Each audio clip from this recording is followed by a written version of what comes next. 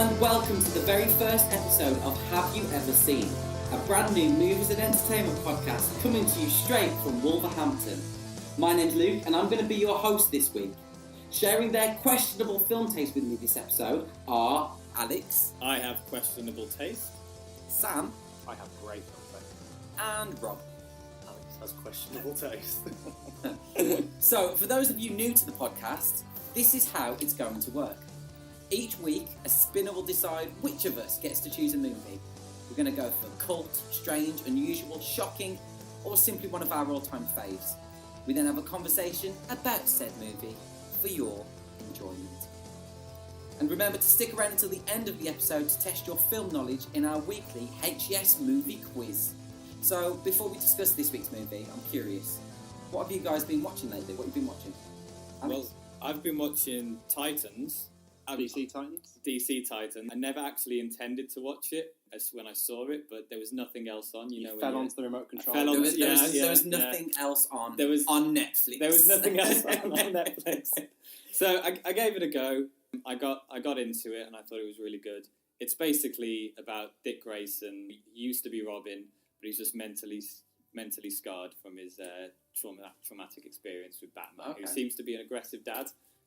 Not very emotionally supportive, and it's just basically following Dick Grayson through that, along with... It's a family drama. So it's a family drama. To Batman, he went through a bit of a traumatic experience. I mean, well, so did Dick Grayson. They both lost their parents, didn't they? You think Dick Grayson might get some empathy for that, really? Understand where Batman's coming from. Yeah. I mean, you don't see any of this. It's all from Dick Grayson's point of view. So, Dick Grayson, by the way, played by Brendan Thwaites, who has a great name. I just wanted to say it. No other reason for mentioning it. Could you repeat that name? I didn't catch it. Brendan Thwaites. Great name. I remember seeing the trailer for this, Alex, and I'll be honest, it did not look good. I was not impressed. Yeah. All of my like, I'm not watching Aquaman for the same reason that I wasn't going to watch Titans, but I just ended up watching Titans, and I really enjoyed it. Spin off from that, I really want to watch Aquaman now. I kind of watched a review the other day and thought, I want to give this a go. It's made an insane amount of money globally. Who would have thought, 20 years ago, that the highest grossing DC film would be Aquaman? And have Dolph Lundgren in it? Oh, it's crazy. Again, I don't think I'm going to be seeing that. I'll be honest, I don't think I'm going to be seeing Titans either. Well, I'm not going to watch Aquaman until Sam watches it and gives I'll watch it and I'll discuss it in this podcast. As much as I feel Titans are bad, though, I mean, I do keep hearing good things about it. If I've ever got nothing else on Netflix, like the situation you found yourself in, I think there was a low bandwidth. You want to call customer support really there? Yeah. They've got a couple of things on there at least. Yeah. How about you, Rob? What have you been watching this week? Well, I breezed through every episode of season 2 of Punisher. Oh, snap! Yeah, me too. It was excellent from start to finish. I Yeah. thought it'd suffer after how good season 1 was. Yeah. But it was even better, if anything. Yeah, I feel like Punisher's the only Marvel series that doesn't struggle. Have that, 13 episodes? I think every other series should be maybe 5 episodes, and they've just got lots and lots of filler. But no, I really enjoyed it. Have you guys seen? I haven't seen Punisher. Like, I love the Daredevil series with Punisher. With Series Punisher. 2, Series 2, Punisher He was really good in that. And I always intended to watch Series 1, never got round to it. Season 2, the only reason I'm not watching it is because everything's getting cancelled one by one, and that's the only thing that stopped me from watching it. Well, it's had a massive drop-off in people watching it, and I think people are thinking the same because of... Are we thinking it's because of Disney's new streaming service? It's 100% the reason. Netflix are like, nope, I'm not helping you out anymore, Marvel. I started watching it, but I think I mentioned to you guys before, I've got a new baby. I got 15 minutes in with no sleep, and I had no idea what had happened. So I want to give it its due because it looks like a great series. It's brilliant. It's from the off. It's really, really good. Great, yeah. Lots of action. Same again as the brutal. first series. It's not just violence for the sake of violence. Yeah, it's got a great plot. The acting is brilliant. John Bernthal. Yeah, John Bernthal. He's the Punisher now. He is the Punisher. Yeah, no longer are we thinking of Dolph Lundgren naked in the sewer. I mean, I'm still thinking of Dolph Lundgren naked in the sewer, but that's besides the point. You go to sleep under that poster, though. Sam, what have you been watching this week? I was going to come in with one thing, but then I watched Polar on Netflix last night, the new Mads Mikkelsen Netflix exclusive. Okay. Yeah, he looks Which like Solid Snake. He looks like Solid Snake. Yeah. It's been held up as a John Wick kind of rip-off. And if you want to watch a John Wick rip-off, just watch John Wick. Why is it called Polar? Is it like it's prequel based to on the a Polar comic Express? called Polar. I'm not sure. Polar doesn't come into it. He plays a character called the Black Kaiser, who's a hitman who's nearing 50. And when these hitmen reach 50, they retire and they get basically a pension. And this company doesn't want to pay the pension, so he goes on the run. So it's kind of like maybe social realist. Hang on, they're not going to pay his pension. Matt Lucas, of all people, Matt Lucas from Little Britain, is the boss, the head honcho, called Blut of this company, playing a career worst performance. He's terrible in it. Matt Lucas. What I want to know, what is Matt Lucas's career high performance? Is it Tweedledum and Tweedledee in Alice in Wonderland, perhaps? Two great performances. Tom Hardy-esque. In playing multiple roles. Yeah. But yeah, it's got some terrible scenes. It is a bad film. It's not good. It's kind of Frank Miller directing his own films. Good, bad. But there's a few good bad moments. It's got some ridiculously violent scenes. There's a great torture scene. Is it based on that scene? Like an anime or a manga? It's a comic book. Japanese. So it's kind of got one that I don't like at all. It opens with every time a character comes onto the screen, you get a title card for who they are, and it's done with like a kind of a cool sort of font and things. That kind of when they first started making horror films. Yeah, I describe it as Baz Luhrmann's Romeo and Juliet meets John Wick. Yeah, and it's better than Baz Luhrmann's Romeo and Juliet, probably, but. That's a really weird thing for it to be. A combination of Baz Luhrmann's Romeo and Juliet and John Wick. Like I never watched John Wick thinking this needs more romance. The biggest thing I can say for you guys to watch it and film fans to watch it is The Guardian reviewed it and said this is the kind of film that Christopher Lambert would make straight to DVD or VHS in the 90s. Oh, okay, I'm sold. I read that, but I'll give it a sold. watch. I'll give it a watch. Brilliant. And actually, it is that kind of film. It's trash. But Mads Mikkelsen is brilliant in it. He's great. Sounds a little bit like Scott Adkins' Accident Man. Yeah, that kind of same film. sort of style. Yeah. You know, it's nowhere near as good as that. Yeah, that's a really good film. What was that other Scott Adkins film where he's like a hitman in the car with the guy from... I can't remember what the guy's from. He was in Martial Law. Yeah, Martial Law, What was that film? The Debt Collector. It's nowhere near as good as something like that, for example. That's a good self-contained, knows what it is. This film doesn't really know what it is. Yeah. But if you like movies like that, it's well worth the watch. Okay. I've been watching Isle of Dogs. It just hit Sky Cinema, and for some reason I really like Wes Anderson, but I missed it. I think it was because I was moving house when it came out, so I didn't have a chance to go see it. Have you all seen it? Have you seen it? We saw it when it came out. I haven't seen it. Absolutely phenomenal. I actually probably couldn't tell you too much about what the plot is because I was just so struck by the animation. I just couldn't take my eyes off it. My dog actually sat and watched maybe an hour of the film. He was hypnotised by all the dogs. I'm hoping he really liked the craftsmanship of the animation, but I think it was probably just the dog. Show him Fantastic Mr. Fox and see if he agrees. Yeah, we'll see. But no, Isle of Dogs, absolutely worth a look. I thought Spider-Man Into the Spider-Verse was going to be hard to top for animation last year, but I think is Isle of Dogs. Isle of Dogs is that not what's going on? I'm not sure. Is it Isle of Dogs? That's going to be interesting because the animation is just incredible to watch. Really loved it. So. Brilliant. That's what we've been watching this week. So if you want to check out some superhero action on Netflix, go watch Titans, which Alex highly recommends. Rob and I, we really love The Punisher, so give that a watch. Check out Polar if you're a big fan of Baz Luhrmann's Romeo and Juliet and John Wick. And check out Isle of Dogs as well. Absolutely fantastic. Beyond pleasure. Toxic chemical waste. They're back. Sometimes shit happens, someone has to deal with it, and who are you going to call? So, the question we're going to ask this week is, have you ever seen Ghostbusters 2? Let's go around. Rob, have you ever seen Ghostbusters 2? I have, yes. Okay. Sam? I've seen Ghostbusters 2. It'd be pretty weird if you hadn't, because we are currently sitting in Sam's man cave, which is full of Ghostbusters stuff. And some Ghostbusters 2 stuff. And some Ghostbusters 2 stuff, yeah. And Alex? I've never seen Ghostbusters 2 up until we decided to do Ghostbusters 2 for the podcast. So interesting. Okay. Fresh in the mind. So the reason why we've chosen Ghostbusters 2 for our very first episode is because we were all very excited by the news that in 2020 we're going to be getting a brand new Ghostbusters film directed by Jason Reitman, the son of Ivan Reitman, the chap who directed the original Ghostbusters. Ghostbusters has famously been rebooted before in 2016 to much controversy. Very mixed reviews. Very mixed reviews. Some people loving it and saying it's the best thing ever. I've seen a lot of cosplays at Comic Cons of Ghostbusters 2, which was 2016. There are people out there. Some people not loving it so much. Lots of argument and debate. One of the biggest things, though, is that it didn't follow on from the original continuity, which a lot of people are very disappointed in. The first trailer made it seem like that, and then they dropped that early on, didn't they? There was that 30 years ago idea, and everyone was like, felt like "Oh, it would okay." be. So, but it But never obviously not their creative choice. Well, hang on, can we just stop before we carry on? Alex, did you know you're bleeding? Yeah, I know, I'm bleeding, Okay. guys. Sorry, guys. So we'll let you bleed, we'll carry on. We'll carry on. Just no need to worry, everyone. Alex is bleeding. I knew I was bleeding. We'll keep you updated. It's normal. with normal. the bleeding It's a situation. small gunshot, really, isn't it? But back to the important things of Ghostbusters. So obviously, Ghostbusters 2016 came out with some very mixed reviews. But I think that's the reason why we're here to talk about Ghostbusters 2, because that didn't exactly come out to very positive reviews either. Yeah, very mixed as well.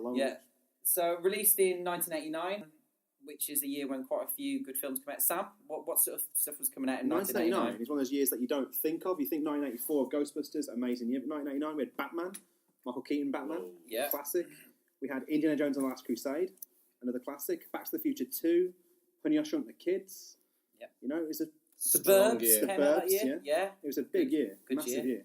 I remember it very well. I was 1 year old. I was also only 1 year old. Very, very good I was an old age of 2, so I was there enjoying, Dead Poets Society. I distinctly remember The Abyss that year. Enjoying the pathos. There we were, very young cinema goers. Just very good year for comedies, really. I mean, strong year. When Harry Met Sally, there were these classics being released that year. It had a lot of competition. Okay, so it came out in a very strong year, and it had very mixed reviews. Big budget, was it? Slightly less than the first one. Yeah. $35 million. About 35 million. The same as the first one, but with inflation, it was less. Okay. Any idea about the profit on it all? Because Ghostbusters made all the money, the first one. Over 200 million. It made about 220 million, which compared to budget is pretty good. So it's pretty surprising successful. then that they never went ahead with 3, but I suppose we can look into that. In terms, So before we start talking about what we thought about Ghostbusters 2, just a little recap of what it was about. So Ghostbusters 2, Rob. So after the events of Ghostbusters 1, Spirit Exterminators, the Ghostbusters, they're disbanded, they lose their licence to bust. As we know, busting made them feel good. Oh, it did. And it's a sad old Christmas that Buster has. Unfortunately, they don't feel good at the start of this film. They're doing children's parties. Director of Ghostbusters 2020, Jason Reitman. Oh, yeah. Who does not like them. He'd rather see He-Man. But, as we all know, the start of the film, some strange goings-on surrounding Dana bring the Busters back together. Yeah. And then the arrival of some unusual pink slime and a sinister painting. So let's start with Alex. I'm very curious because I think I've got a feeling of how we feel about this film, but I've no idea about Alex. So what did you think of Ghostbusters 2 going in with your fresh eyes? I thought Ghostbusters 2 was it's bang average. That's the bottom line. It's a bang average film. Yeah. But it is watchable. I just thought it was vaguely disappointing because I don't think nothing actually happens. Like in the first Ghostbusters, there was that big marshmallow man. There's that big finish kind of thing, and then in Ghostbusters 2, the ending does fizzle out just to people having montage. It's I think even Ivan Reitman said that the main issue was his third act. It's like they threatened to have a big piece with the Statue of Liberty. I imagine that's where the budget goes at the end. All the budget goes to Statue of Liberty. So there's a lot of effects there, and then they think, oh, we can't really do much with the end now. Yeah. So I thought it was a bang average film, but I mean, there's nothing wrong with it. And to be fair to the 2016 one, there might not even be this third Ghostbusters film if they hadn't made the 2016 one. So it's probably proven created that people care about the market. Only because everyone hated that one so much. Hey man, it's proven there's two audiences. There's a modern audience who, there's lots of people who love it. There's people who cosplay as the new Ghostbusters, and fair play to them, they like it. It's for them, isn't it? Yeah. But I'm really surprised. It showed there's a big audience for the old one. Sony didn't Spider-Verse it and make different dimensions of Ghostbusters. Dan Aykroyd always wanted different dimensions anyway, didn't he? Please don't give Dan Aykroyd the script. No. If you read his early Ghostbusters scripts, they're insane. Have you seen his UFO videos? I've seen 4. Right. I've seen 4. So 2 in a high altitude sighting and 1 fairly close at the farm a couple of years ago. Yeah, he wanted a lot more of that in Ghostbusters. And luckily, Ramis, Reitman kind of reined him in. Yeah. I love Aykroyd, but the guy, he believes this is all real. Every bit of Ghostbusters. That's it. Yeah, true. I mean, he lives his life in fear of real ghosts. Yeah, and you know what? we got Ghostbusters as a result of it, so thank you, Yeah. Dan Aykroyd. That's fine. We also got, what was that film when he has a penis nose and John Candy plays his own sister? Nothing But Trouble. We also got Nothing But Trouble, which is pure Aykroyd, so... That might be a future episode you need to see. Yeah. Like, you know what? It wouldn't... Because me and Sam watched that thinking, oh, this is going to be so bad it's good. But it was just so bad it's bad. Yeah. We just sat and watched it. It's awful. Anyway, we'll come to that in a future episode, perhaps. For me, the scene that I enjoyed the most was the courtroom scene when they did start busting again. Even though, it was a bit... you can tell it makes them feel good, can't it does make them feel good. It does make them feel real good. That's the turning point. That's the moment where they all start feeling good the minute they start busting. So for me, they're busting away and they're having a great time busting. Yeah. Ghosts, that is. And I think that's a really quite a powerful moment in the film because I was then looking forward to them, busting some more, But then it all just sort of drifted into this sort of research. Jump in and say, literally, after that film is a big montage of busting. There's a great big busting montage. I think this is where you're gonna kind of be outnumbered a little bit, Alex. And I think I think I think we're gonna have to say the M word here. Nostalgia. I think nostalgia's got a big part to play for me, and I think Sam, Rob, definitely. I think any film of this era, really, for us, it's our childhood movies. Isn't it? I grew up watching it, and in my mind, obviously, Ghostbusters 1 and 2 just came as a package deal. Yeah, you watched them back to back on VHS. To only be together. Ghostbusters 2, I really enjoyed it. I think there's films that I've watched during my life where I think maybe I was too young to watch that film. Like, for example, Trainspotting. I watched that film and I didn't get it at all. Yeah, I agree. I watched that in early secondary school and didn't get it. But then, and when you revisit it later, and suddenly it's the context of your life has changed. So that film has a different meaning. And I think it's a film you do need to research a little bit. Because it's such a Scottish film. Yeah. You need to know what was happening in Scotland, know about poll tax and Thatcher and all these things. But if we bring that round to Ghostbusters 2, hang on. What's going on? I thought we were talking about Trainspotting. No, sorry, carry on. I'm talking about it later. I've got a first episode of confusion. Go on. Ghostbusters 2. Ghostbusters 2. Go on. And honestly, to me, busting and heroin, similar high. They both make me feel good. They both make me feel good. But for me, Ghostbusters 2, maybe that's something I watched when I was too old. And I can't go back. The opposite, I can't get any younger than what I am now. You're not going to see yourself putting on a proton pack. Although, you say that, there are films that I've watched older that I get a kind of instant nostalgia for, even though I didn't see it when I was younger. A few examples of Monster Squad was one that I didn't actually see when I was younger. Saw it older, and it was instantly like, oh, that felt like something I'd watched when I was younger, and I really enjoyed it. And Explorers, I watched recently as well. That's one I think we may have to on this show, so I've not seen that. Explorers is fascinating, and I watched it, and it was an instant sort of, it fell right in with films like Flight of the Navigator for me, and all these old classics that I used to really love. Did you not wish that you'd seen it at an earlier age? No, of course, yeah, but at the same time, it's kind of nice to be able to see stuff when you're a little bit older. Similar thing. I know for a fact that you've not seen Iron Giant. No, I've never seen Iron Giant. And that could be an interesting one. Yeah. So Ghostbusters 2 for us, for me especially, I think it's absolutely incredible. I love where the characters are. I find it a little bit weird where the characters start, to be fair. We're 5 years from the first film. I love where it starts. And I like seeing them down and out. It's more interesting. But how has New York forgotten all about the giant marshmallow man that stomped half the city? Yeah, there's and the ghosts that terrorise them, the entire city. Everyone seems to have forgotten about that, and everyone's laughing at ghosts. At one point, the judge dismisses the idea of ghosts entirely and says, "Let's forget that they even exist. We're not even going to entertain that idea." Jason Reitman says, "My dad says you're full of shit." Yeah, and he's not that young, so that young, he would be old enough to probably remember his city being attacked. Even so, it's kind of unusual. I do see why they've done it though, to get that same dynamic and getting the team together. Plot. Ghostbusters work best when they're schlubby, down their luck losers, really, don't they? I mean, They've been kicked out of work. They've got to do something, otherwise they're going to be almost homeless. Yeah, they're not a well-funded group of experts, are they? No. From a cinematic point of view, it doesn't. Yeah, that doesn't bother me at all. In terms of wanting to start from a similar position of being down and out, and it's not beyond the realms of possibility that the media or someone has spun it. Spun it and told. Well, it could have been Walter Peck, Yeah. Science fiction people, they were holograms and projections. Yeah.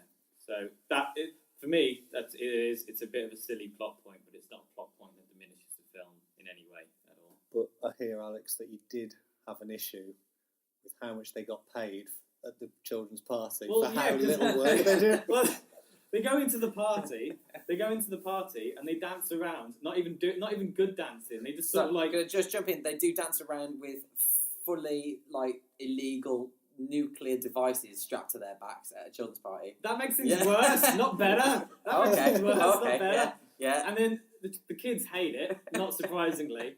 And then they just walk out of the house counting cash as if they've earned that money. Yeah. I don't know. Like, It's hard to tell. They could be dollar bills. That could be like $4 they walk out with, really, couldn't it? that's still more money than I've got in my pocket. It's still a pizza, isn't it? It's enough to buy a plaster or something, Alex, because I think you're still bleeding. I know that I'm bleeding, guys. I know. I'm fully. It's just blood. Right. So, what are some of our favourite parts of Ghostbusters 2 then? So, Alex has talked about some of the things that he doesn't like about it, but why do we love it? What are the things that make it so special to us?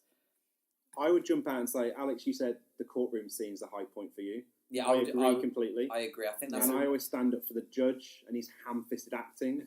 Is just incredible. It's ridiculously the over the top. Scolari brothers. The Scolari brothers are fantastic. The creature design on those is. I really wish I'd seen more of them. Actually, yeah. You didn't see a great lot, but I think that's also a strength of the film, that they underuse things, they don't overuse things. Yeah. Even back to the first one, the Stay Puft, they didn't show too much of him, so when he's there, he really commands the screen. I think that's where the comedy's strongest as well. Some of the dialogue between the Ghostbusters during that courtroom, with Rick and Moranis. especially Rick Moranis as their lawyer.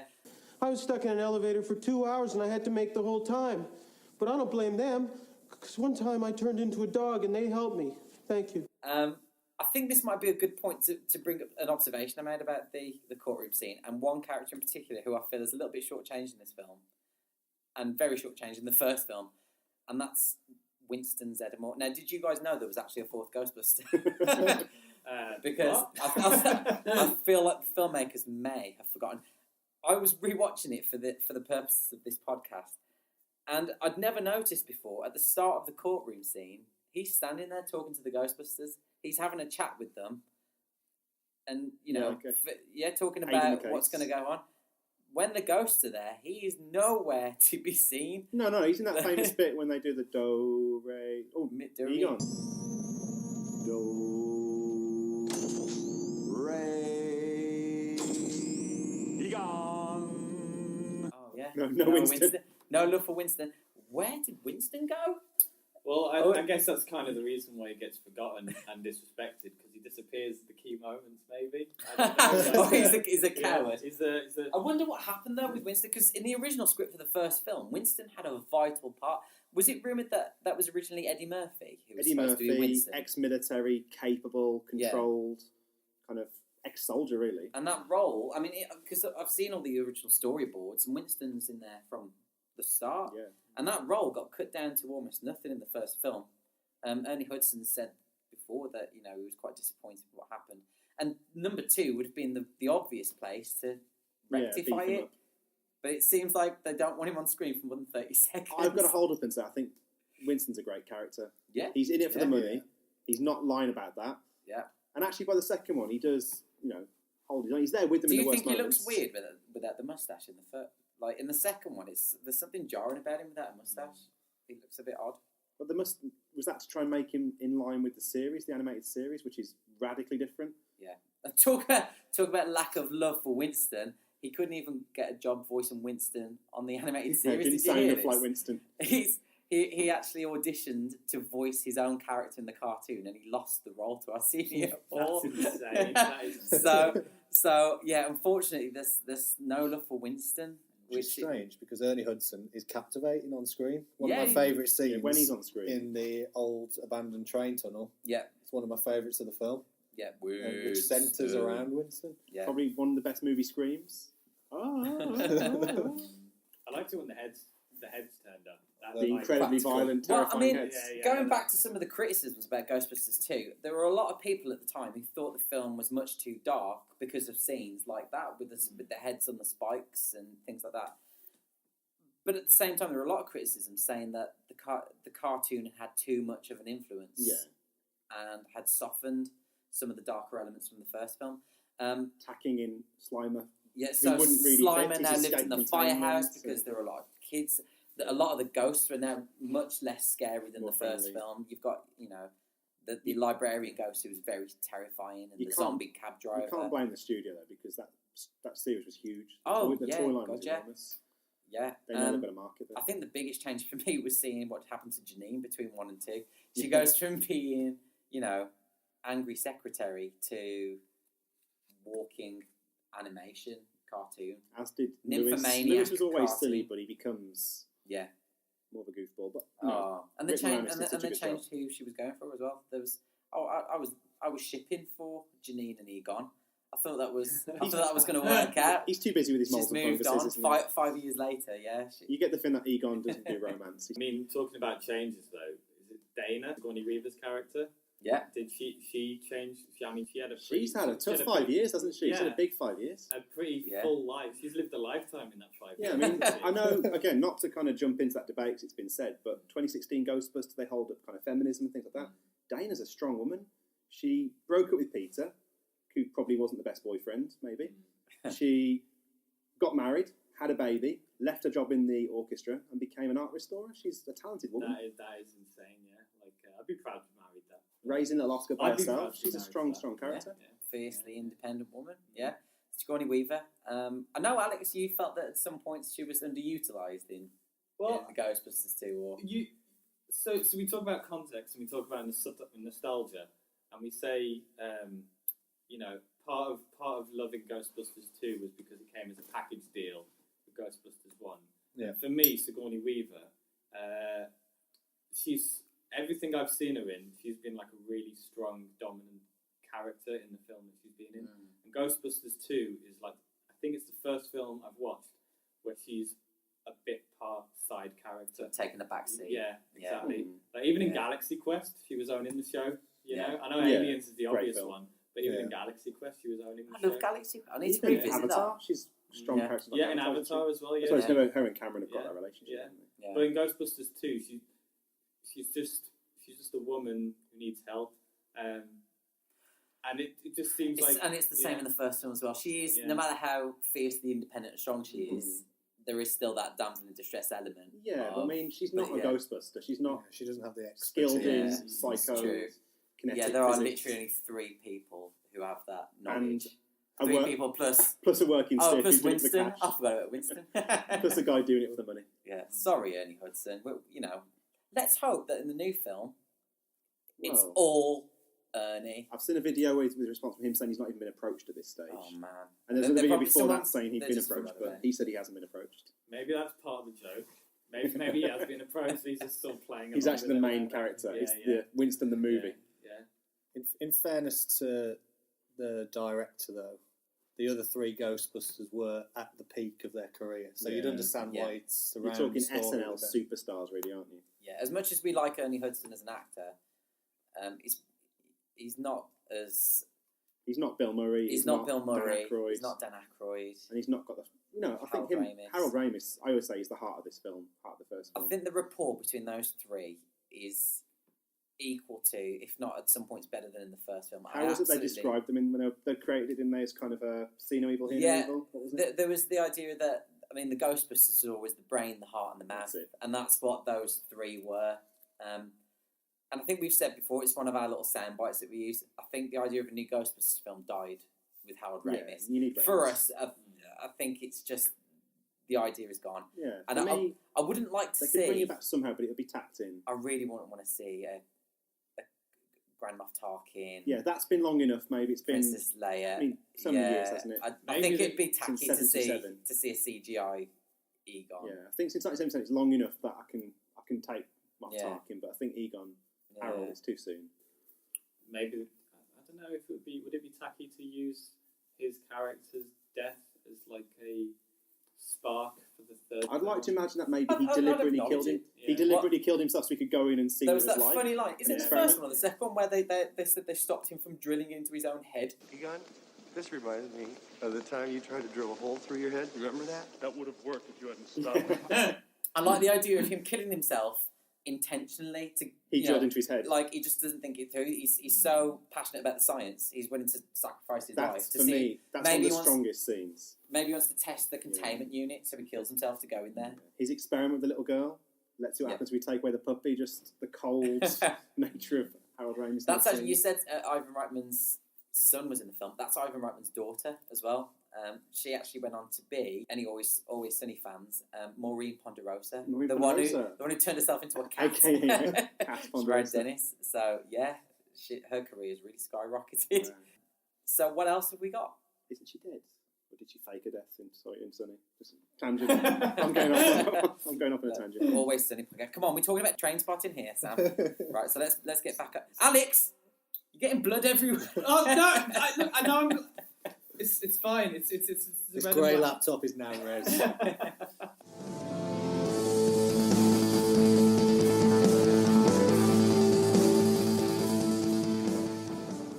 Hey guys, have you ever been out and about in the bustling modern metropolis that is Wolverhampton with the inexplicable desire to go and see a movie in a comfortable and relaxed atmosphere? It's a dilemma we've probably all found ourselves in, but panic no more. The Lighthouse Cinema has you covered, boasting two, yes that's right, 2 screens with state-of-the-art digital projectors, a fully licensed bar and incredibly friendly staff. The Lighthouse Cinema really is the place to be. Seriously, the Lighthouse is fantastic. They show a diverse selection of films catering for all tastes. They've got 2 galleries, so you can have a nose at some photography or art before you go in to see your film. A cafe bar with a wide selection of hot food, snacks and cakes, and you can even take, your glass of wine into the cinema with you. And they play host to a number of live events and theatre broadcasts as well. For more details, check out light-house.co.uk.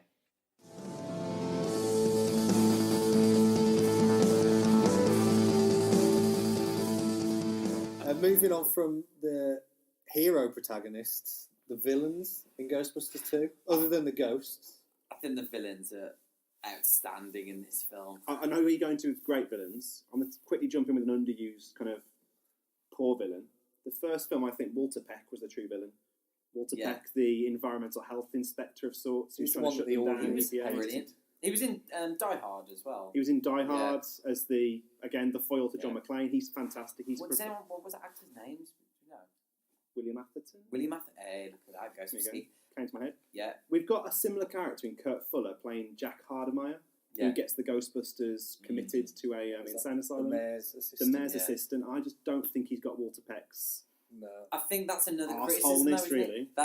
They're trying to redo everything from the first. That's the real one. I think maybe he sums up the issue. It's the same, but not as good. Yeah. That's for me. That's my biggest criticism of this film. I love it. I don't know if I said that, but I adore the film, and I think that he's my thing that stands out. As a weak point. Because it feels tapped in. He was trying to be. We need another. They should have had William Atherton back. Bring him back. Maybe in he's a got a new different role as He's the mayor, and he's got even more power now. Oh, that'd be good. Yeah, he literally has the power to kick them out of the city, sort of thing, make it stronger. What would you have done then? So you're back in the 80s, and you've been given the reins to Ghostbusters 2. What direction would you guys have taken it in? Alex? I would have, if I was making Ghostbusters 2, it'd obviously be awful, but... I mean, because you were 1 at the time. Yeah, because I was... But... Be a lot about booze and milk in there. I wouldn't be against, I don't know, maybe it's a bit weird, but I wouldn't be against, the Ghostbusters just killing it, still being, amazing. Top of the game. Yeah, top of the game. Yeah. And then just, an alternative Ghostbusters unit competing with them. But a national one. Maybe, the city's funding them. Yeah, but just... I really like that idea. The idea that it's gone sort of global. It's a big national... I like the idea of it being just an extermination service, a really... You know who could run it? Walter Peck.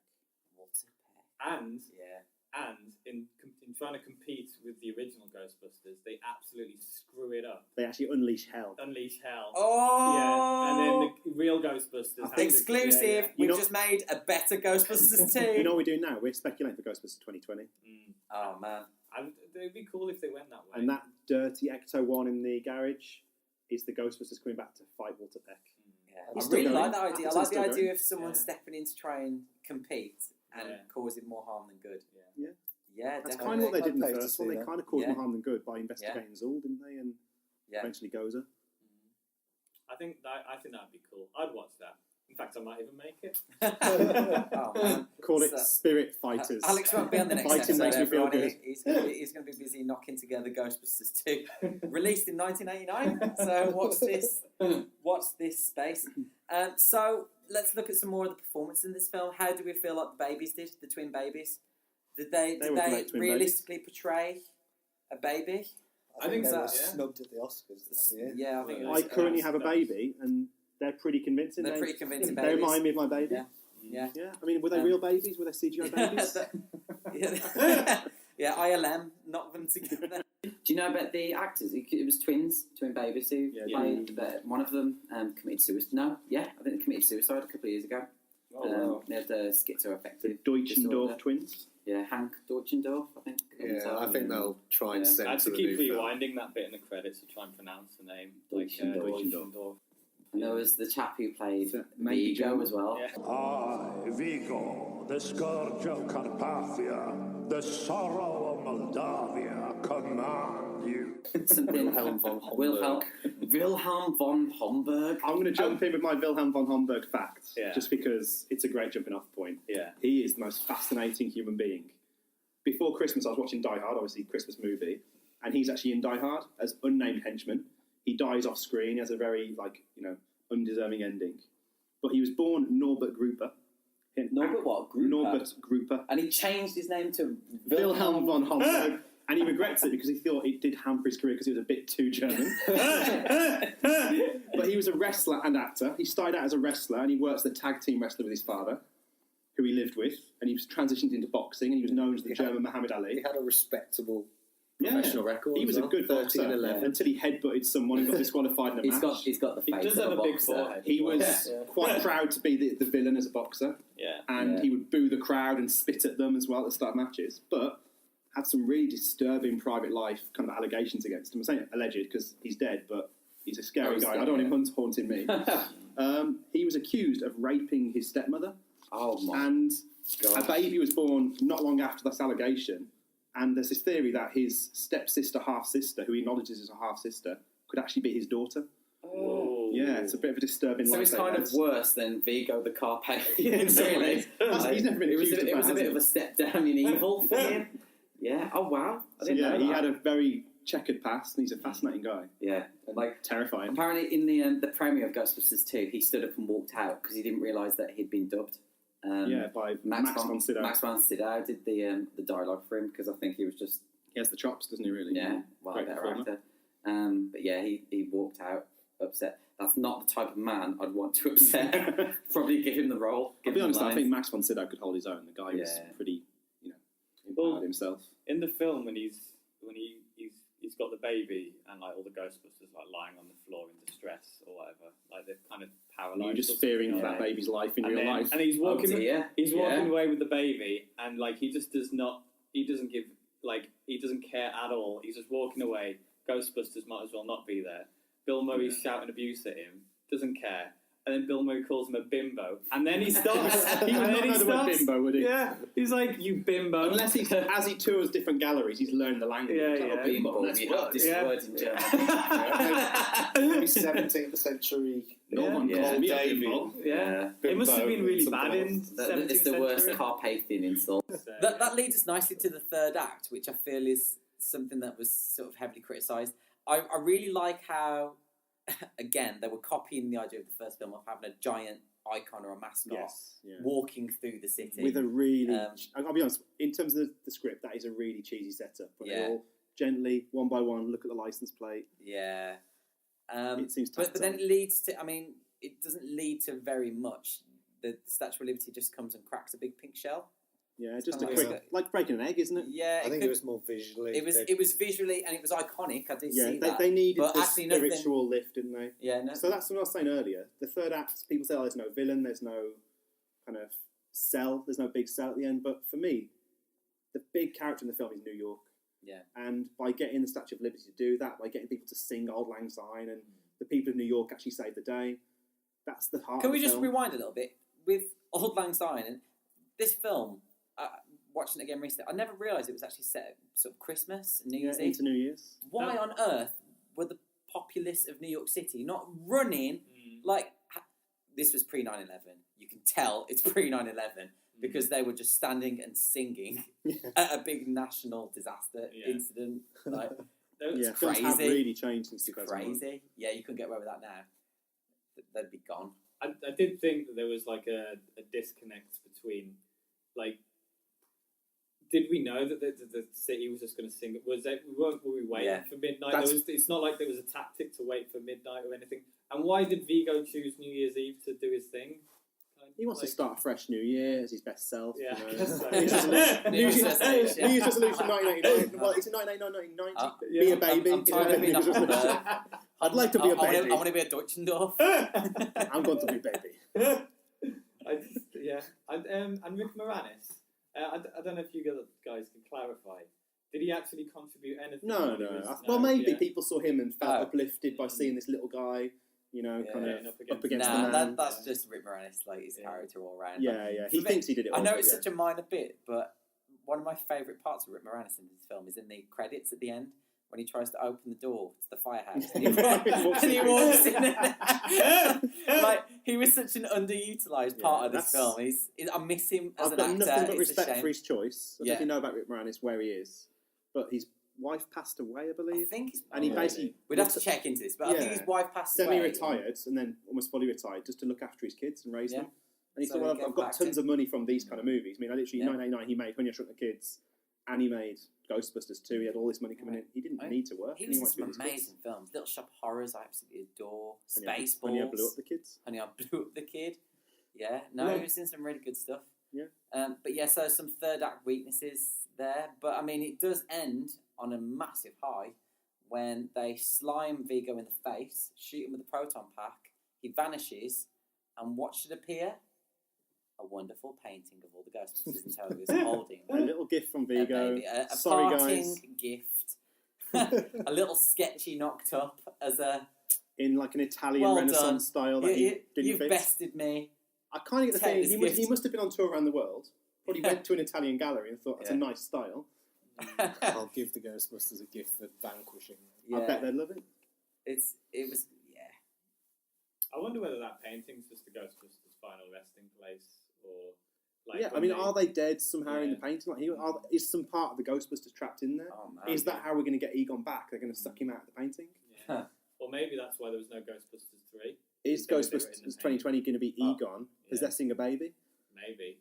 Because they woke up the next day and they weren't there. They were staring out from a canvas. Yeah. Okay. That'd be like a Black Mirror episode. That'd be quite exciting. Yeah. Well, we've got a few ideas for where Ghostbusters 2 could have gone. If you're listening, Jason Reitman, we'll be consultant. We're happy to join you. So, having talked about Ghostbusters 2, the plot, what happens, all the different, spinning plates, where do you think that leaves us for Ghostbusters 3? We know that Ghostbusters 3. It is 3, GB20. That's going to be following the continuity of Ghostbusters 2. So, where do we think that's going to take us? Where do you guys think it's going to take us? I've got a strong idea from the trailer. Yeah. If you go back to the first film, Ray had to sell the family, remortgage the family home. He was scared to lose it to fund Ghostbusting, because I think it kind of made him feel good to do that. Didn't it? I think we've established. So I think maybe the old Ecto-1 is in his family farm in the barn. Okay. And the rumor at the moment is that some teenage kids are going to find it. Yeah, there's nothing to back that up at the moment, though. I think there's been some casting calls. Yeah, there's who's casting the girl calls and auditions. There was a young girl who went to an audition. We thinking of like a Stranger Things vibe? I think that's popular. That's a popular choice. I could see them taking that, and that would be good. Yeah, I can in see terms that of working. a success. Maybe not the best choice. Yeah, because I think we've discussed our ideas for it. I mean, you guys were talking about where you take it. I would just have Jeff Goldblum dressed as a Ghostbuster for about 2 hours, just being himself. Throw Taika Waititi in the mix. Yeah, I kind of like the idea of maybe Jason Statham in there. Danny DeVito. Let's just, you know what? I was thinking, let's just get some 80s icons in there. Steve Guttenberg. Steve Guttenberg would be a wonderful Ghostbuster. Who else? Let's get Sigourney in there. I think Sigourney Weaver should be like a Ghostbuster in this film. Yeah. Can we just get Bill and Ted in there as Bill and Ted? Van Damme. In character? Yeah. This is not going to be the plot at all. But if it is, you heard it here first on the Have You Ever Seen podcast. There's 9 Ghostbusters. There's 9 Ghostbusters. Half of them are fictional characters. The rest have been in the Expendables together. One of them's Godzilla. Yeah. I mean, you do have lots of kids though, don't you? Like from Ghostbusters 2, potential kids anyway. I mean, at the end of the day, this film is for kids. Yeah. We were kids. We loved it then. Yeah. And You were kids. We were kids. We grew up loving it. Even with a critical, cynical, eye on it now, I still adore the film. I sat laughing through Ghostbusters 2 all the way through. I absolutely loved it. So I think there's something to be said for top marketing this new one towards kids. But just be respectful of the original and just get the cast back to hand over the reins. Yeah. Force Awakens did it style. perfectly. It's a soft reboot, gently handing it over Jurassic to a new generation. World, Jumanji, which I think Jurassic World, Jumanji, I think they're two sort of prime examples of how to do it. That's the route it needs to go down. It is a reboot. Cool. Yeah, that's a new word. Soft reboots. A reboot. Cool. Isn't it? But yeah, reboot. It's kind of linked to the original, but it's its own thing. Yeah, I like the idea of that. I like the idea of getting a young sort of mixed cast. Boys and girls and all sort. Yeah. Interesting. They've got to save a small town from a ghost. One of the things that I read was there was a leaked character description. It might be absolute nonsense, but apparently the young boy in it is sort of socially awkward and he narrates his life around him. That's got the potential to be. He gives. I think it says he gives colourful descriptions. That's to someone the who events watched going on in his life. Deadpool thought, steal that. That's got the potential to be kind of annoying. It could be great. It could be annoying. Yeah. Okay. Yeah. So Ghostbusters 20. Looking forward to it. We'll try and keep updated on all the news as it comes. But it's been released when? 2020? Yeah, July 2020. So I think news is going to come in thick and fast about what's happening. July 10th is a funny one because there's rumours. People said they thought it was July 5th because the Ecto one has got JL 5 2020 as its phone number. Okay. Which July 5th would be great as a little tie back, but July 10th just to destroy to mess people. Well, yeah. I'd just like to put a shout out there for Idris Elba to appear in this film somewhere. Protagonist or antagonist. Idris, if you're listening. If you're listening, Idris. A hard-hitting London cop. Yeah. Who else would be an inspired choice for a new Ghostbuster? There's a guy I know who'd probably audition but won't get it. It's a guy called Ernie Hudson. Ernie Hudson. Yeah, they probably won't get it. I'll say, sorry, we need a guy to play Winston, but not you, mate. They'll cast. They'll hire Arsenio Hall. Yeah. Brilliant. Is Arsenio Hall still going? I don't know. So, Ghostbusters 2, would you recommend it? I think we're going to start with Alex because I think he's the only one who we're not sure. We end with Alex, I think. Right, okay. The most Sam, impartial. Alex is the most impartial. Sam, would you recommend Ghostbusters 2 to someone who hasn't seen it? Sitting in my Ghostbusters shrine as we speak, I would highly recommend it. It's fun, and I think even without nostalgia, there's plenty there to enjoy. Yep. Rob? I would 100% recommend Ghostbusters 2, but if you don't like the sound of it from everything we've told you, you could always go and watch Bassmasters. It's a fishing show. Yeah, if you haven't seen Ghostbusters 2, you need to kind of watch it to get that reference. I would 100% endorse it. I absolutely love Ghostbusters 2. I think it's more of the original. Revisiting the same world's never a bad thing. And the soundtrack is...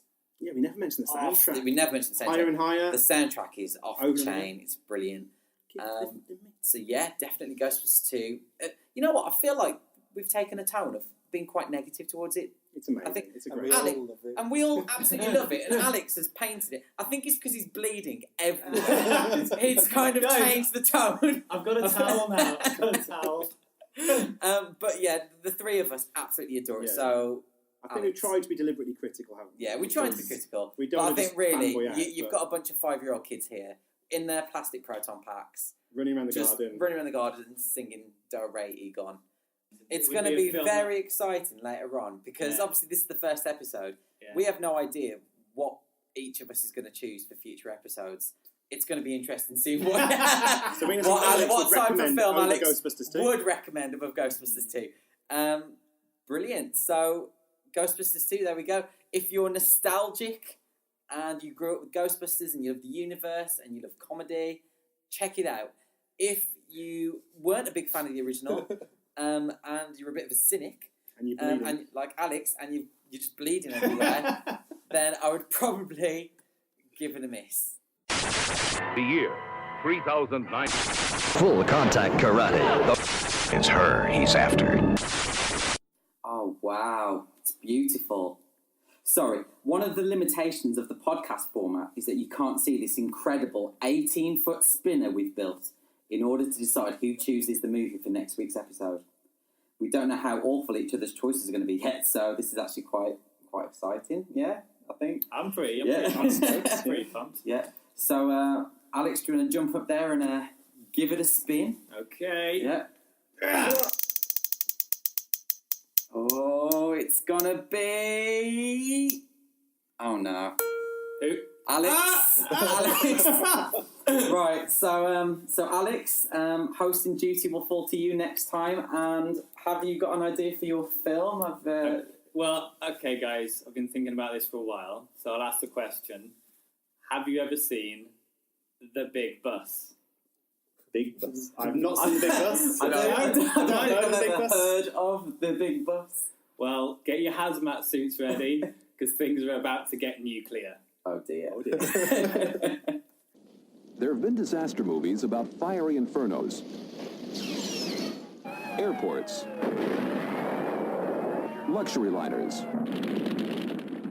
earthquakes, and lighter-than-air craft. And now,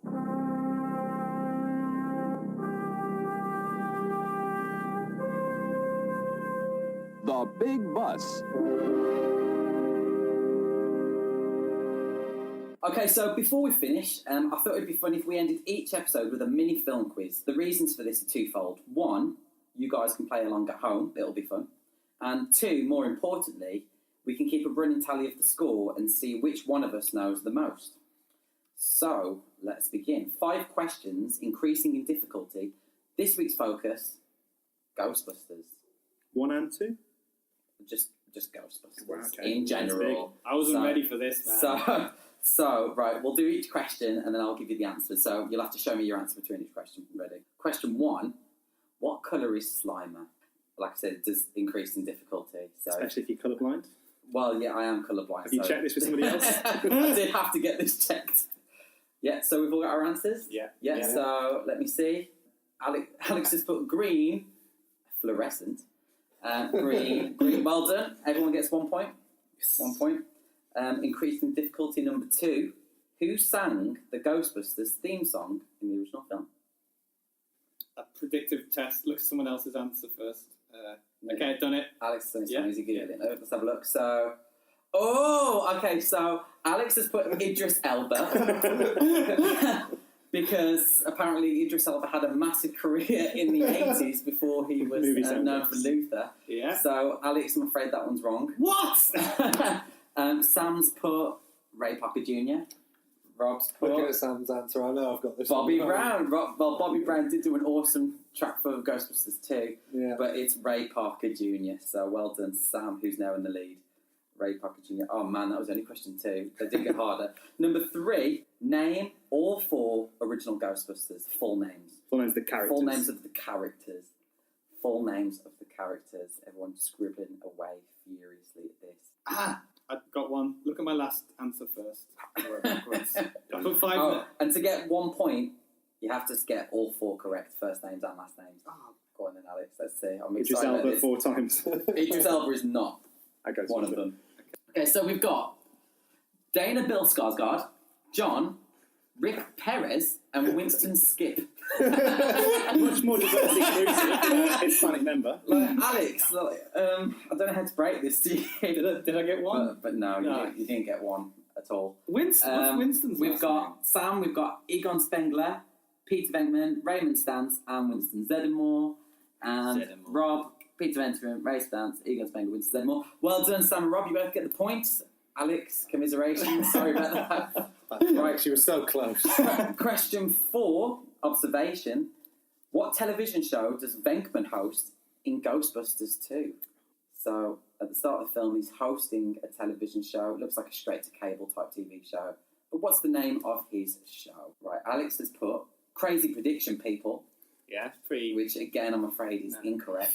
Sam, World of the Psychic. And Rob, I got the word. Return of the Psychic. Now that's what he did after this. Right, okay, so Sam is storming ahead in the lead. It'd be pretty worrying if he wasn't, as he's sitting in his Ghostbusters shrine. And question 5, which I think might even stump Sam. Name all 4 2016 Ghostbusters. And if you can't name them, you are sexist. So you've got to name all 4 female Ghostbusters first and second name, which is my number 5 highest ranked difficulty question. I don't know if that's right, even, to be honest. Can I have a bonus point for guessing their sort of where they're from?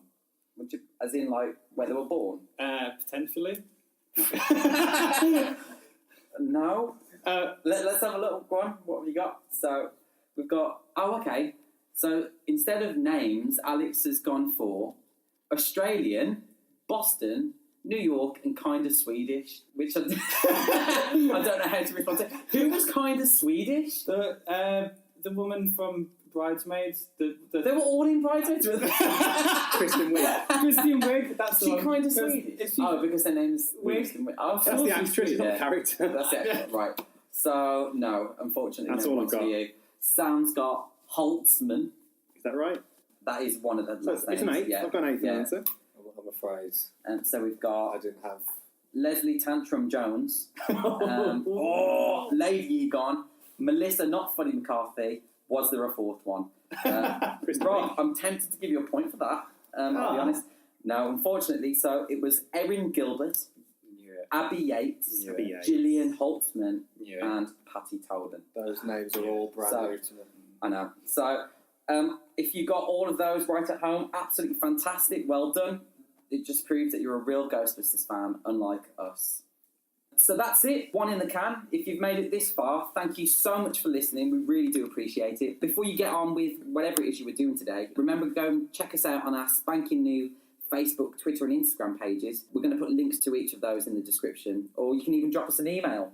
We'd love to hear some suggestions for future episodes. To quote Vigo the Carpathian, death is but a door, time is but a window. We'll be back. See you next time.